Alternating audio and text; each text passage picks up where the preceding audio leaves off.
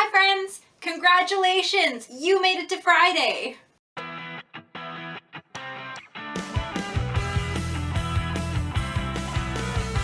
Welcome back to UT Mental Season 3. I can't wait to chat with you. Just a refresher, my name is Chrissy, and this week we've been talking about stress. Honestly, a lot of things can stress you out, so just think about it for a second. What are your stressors? So what are the things that kind of trigger you to have tension or worry? For me, I would say it's things like school, so classes, deadlines, things like that.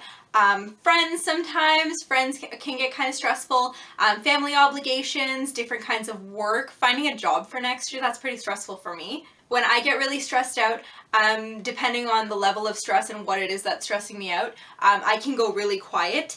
Or sometimes I get irritable and sometimes I just kind of snap at people. Sometimes I break out in pimples or I can't sleep or I'm always tired. Whatever stress may look like to you, I have an activity that I wanted to share with you that I think really helps to take stress out of our minds and put it on something in front of us.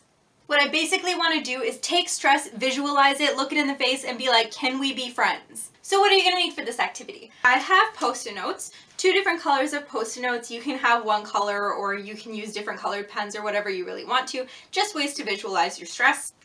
You will also need markers or pens. I like markers because they're bold and they stand out. On each Post-it note, what you're going to do is you're going to write a stressor. So 1 per Post-it note is completely fine, and then you're going to stick them on your wall.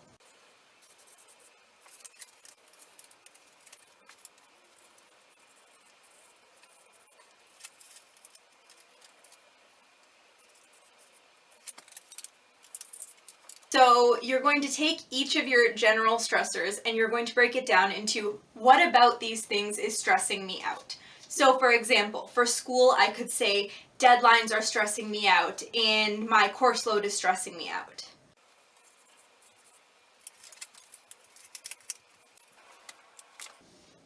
So once you have that laid out a little bit more for yourself, you'll go on to the third and final branch, which is basically the things that you think that you can do to alleviate those stressors. For example, I have school, and I have the things that are stressing me out about school as course load, commute, and deadlines.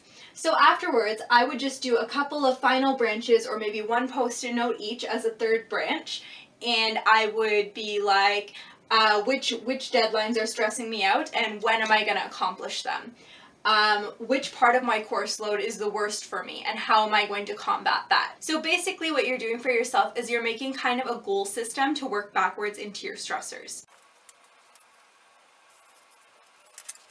Some of the examples that I did for my final branch are to alleviate myself of deadlines. I made like a little list of all of the CCIT and English courses that I have deadlines in. For finding a full-time job, I put using LinkedIn and the Career Center. When you think that you have a really great mind map of your stress, that's when you can kind of start to attack all of the things that you created like goals for yourself. So when you complete a goal, you can be like, oh, I was stressed out about my commute, so I suggested that I try listening to music. Did it work? Yes, it worked, and I don't feel so stressed about my commute anymore.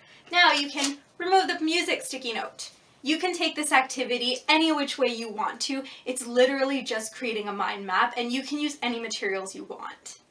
I understand that this activity is not for everyone, and it's also not for every kind of stress. I find that using a really big space and taking what I feel on the inside and putting it outside as something I can look at and something that's separate from me really works for me.